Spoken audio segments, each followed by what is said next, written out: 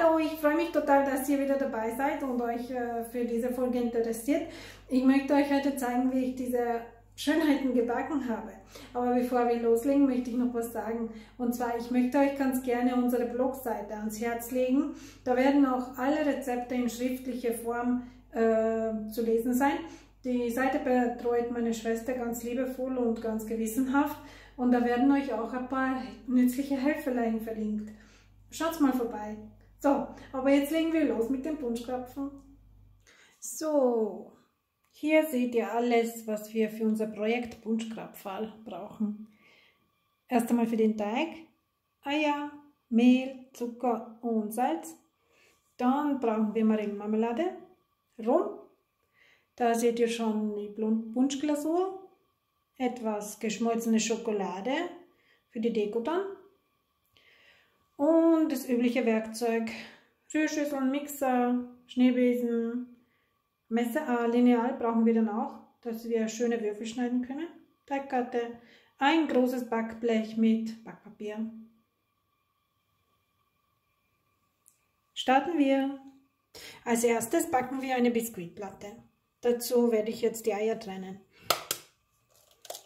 Ich hätte fast vergessen zu erwähnen, dass ihr die genauen Mengenangaben wieder am Ende des Videos findet. Oder ihr könnt in der Infobox auf den Link von der Blogseite klicken und da findet ihr auch alle Rezepte nochmal schriftlich.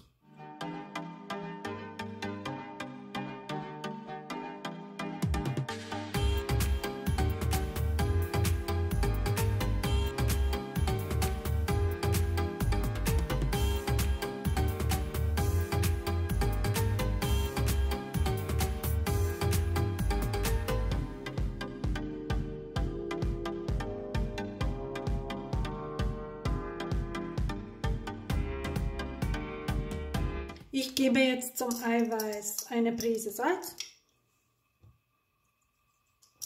und ich werde es zum festen Schnee schlagen.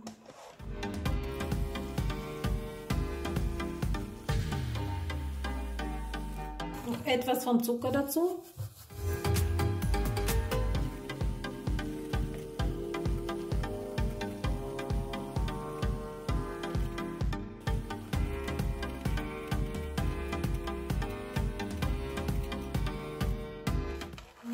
Und gleich weiter zum Eigelb.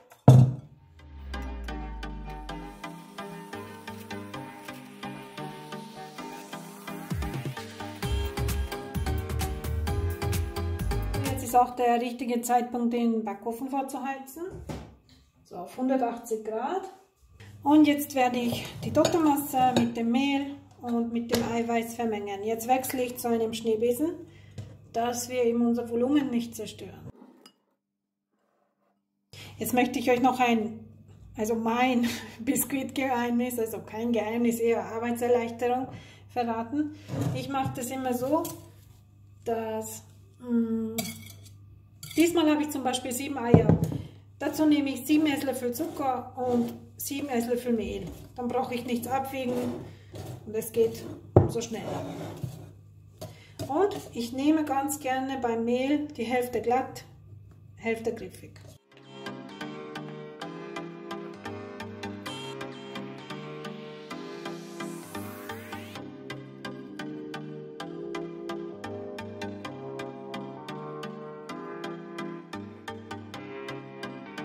Jetzt werden wir unsere Biskuitmasse aufs Backblech verstreichen.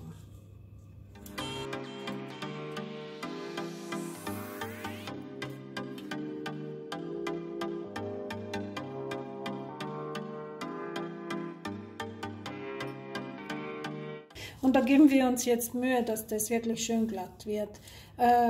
Die Ränder, das ist nicht so wichtig, die schneiden wir sowieso weg. Aber die Oberfläche soll schön glatt sein.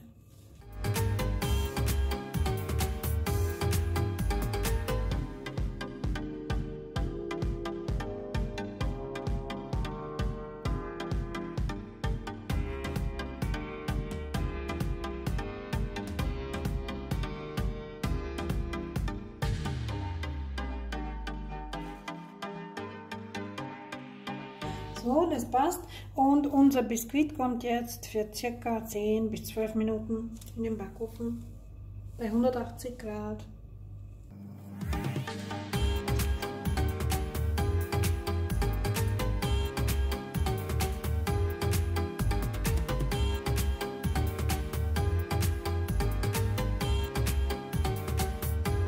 So, unser Biskuit ist fertig.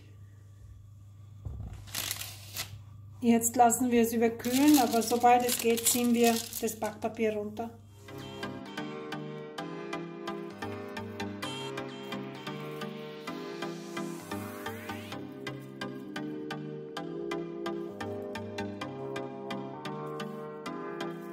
So, und jetzt lassen wir sie komplett auskühlen.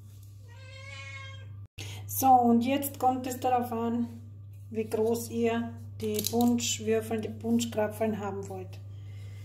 Ich habe jetzt für mich herausgefunden, ich möchte sie so ungefähr so 3,5 cm groß haben. Und ich werde insgesamt ungefähr 24 Stück kleine Krapferl haben. Das heißt, ich schneide das jetzt so ungefähr zu. Ich lasse jeweils 1 cm noch drüber, dass ich sie später dann auch noch zurechtschneiden kann.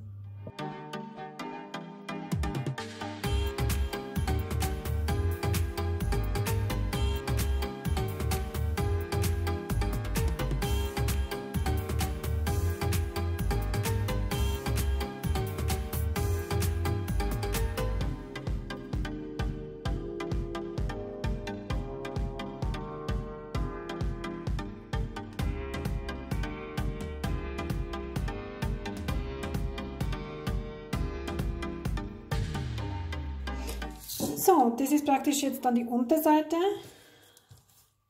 Da kommt unsere Fülle drauf und das ist dann der Deckel von unserem Punschkrapfen. Jetzt machen wir die Fülle. Für die Fülle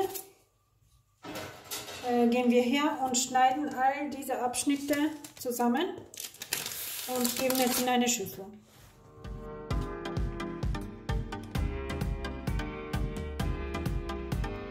Das muss jetzt nicht genau sein. Nur ebenso kleine Stücke schneiden. Man kann es im Prinzip auch zerreißen, die Stücke.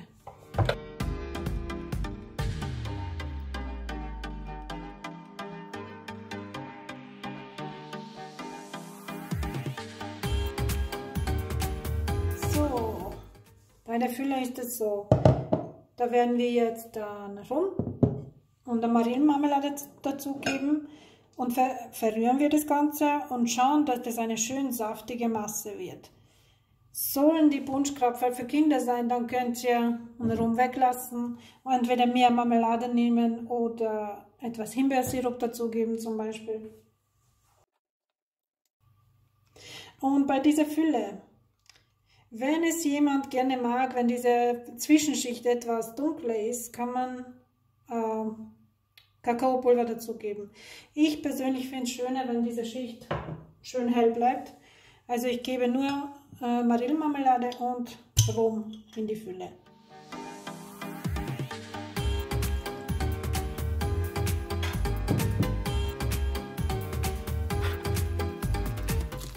Hier kann man natürlich auch irgendwelche Backreste verwenden, wenn ihr mal gehabt habt. Von irgendwelchen Biskuitrolladen oder so, was eben Abschnitte waren. Ich tue sie meistens eben diese Reste zusammensammeln und tiefkühlen und so sammeln. Und wenn ich dann eben Punschkrapfen mache, dann kann ich sie super hernehmen.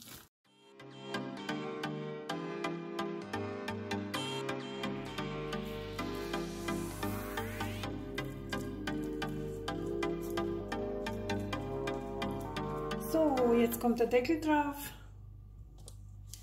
Und dann kann man noch mal schauen, dass man das rundherum schön eben bekommt. Und jetzt kommt der super wichtige Schritt. Da kann man gleich das Backpapier benutzen. Jetzt geben wir das Ganze auf ein Schneidebrett. Und es wird mit einem zweiten Brett niedergeschwert. Und im Kühlschrank für 1 bis 2 Stunden stehen gelassen. Ich tue da ganz gerne irgendetwas drauf, was ich gerade im Kühlschrank finde, entweder Gurkenglasel oder Milchbackerl. Wichtig ist, dass das schön fest niedergeschwert wird. Also, bis später. So, herzlich willkommen zurück. Jetzt sind sogar 3 Stunden vergangen. Unser Kuchen war 3 Stunden lang im Kühlschrank schön niedergeschwert. Und jetzt ist er auch viel kompakter und schnittfester. Was ich noch nebenbei vorbereitet habe, ist die Punschglasur, Werkzeug und etwas geschmolzene Schokolade. Damit werden wir unsere Punschkrapferl ein bisschen verzieren, ein bisschen ein Muster drauf malen. So, wir können anfangen. So, ich werde jetzt den Rand jetzt nochmal super gerade abschneiden.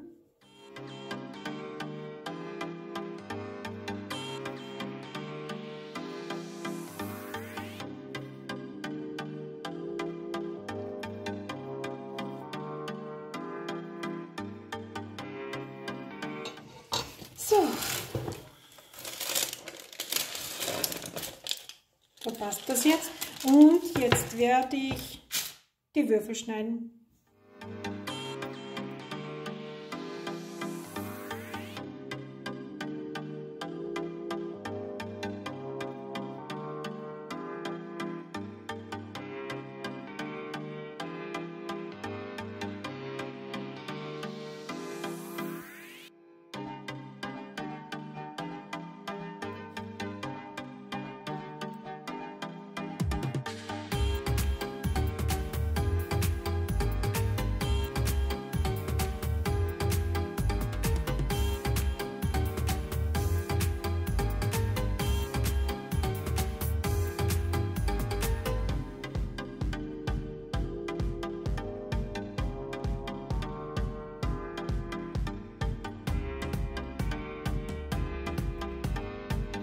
Im nächsten Schritt werden wir unsere Würfel mit der Punschglasur überziehen und dann hier auf diesem Gitter abtropfen lassen.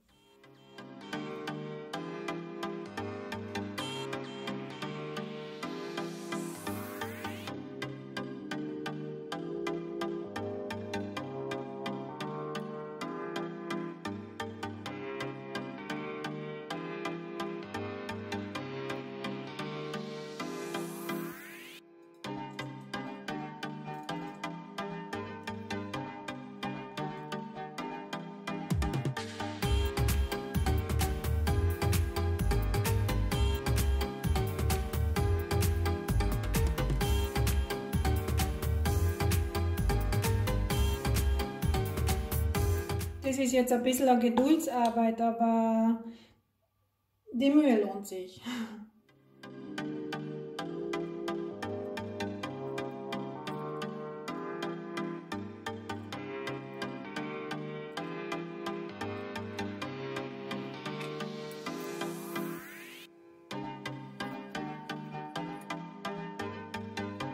So, 3 Stunden später. Ja gut, 3 Stunden hat es nicht gedauert, aber es ist doch Geduldsprobe. Aber sie sind schön, schaut mal. So, wem sie so schön genug sind. Perfekt, guten Appetit. Und wem sie noch nicht schön genug sind, der kann noch etwas Schokolade schmelzen und mit einem Spitzbeutel Muster drauf dressieren. So, ich werde jetzt die geschmolzene Schokolade in einen Spritzbeutel füllen und dann die Spitze ganz klein abschneiden. Dann kann man damit super Muster malen, aufdressieren.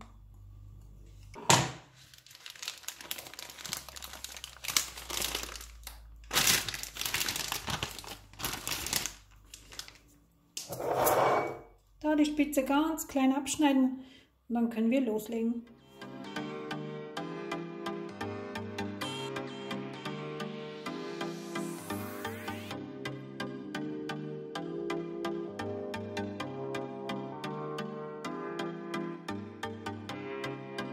Oder man kann auch eben irgendwelche Blümchen oder Muster oder Ornamente auf die Bunschkrapferl malen.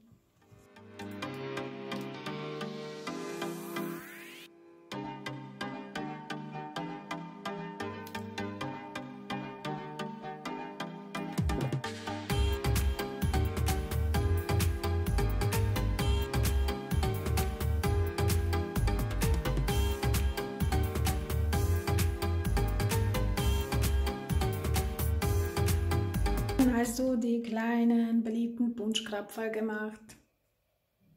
Wenn euch das Video gefallen hat, würde ich mich über einen Daumen hoch oder über einen Kommentar freuen und hoffentlich sehen wir uns bald. Tschüss!